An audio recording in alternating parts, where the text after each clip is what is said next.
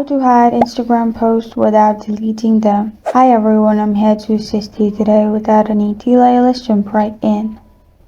First, open Instagram on your device. Make sure you're logged into your Instagram account. Then click on your profile at the bottom right. Here, click on three lines at the top right. Then click on your activity. After you're in your activity, simply scroll down and click on post. You'll find all your posts. Now, press on select at the top right and select the post you want to hide.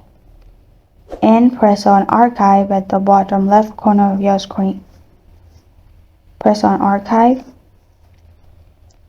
and the post will be hidden from your profile. As you can see, if you reload, there is no post. No one will be able to see, but if you want to see the post, click on the three dots, three lines,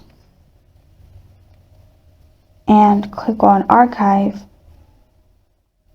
Click on stories archive at the top. Click on post archive at the bottom.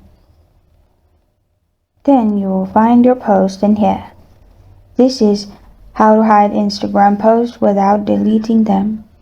Thank you for joining me today. If this video helps you out, please leave a like and subscribe for more. Got a question or want to suggest a topic, comment below. Thank you for watching.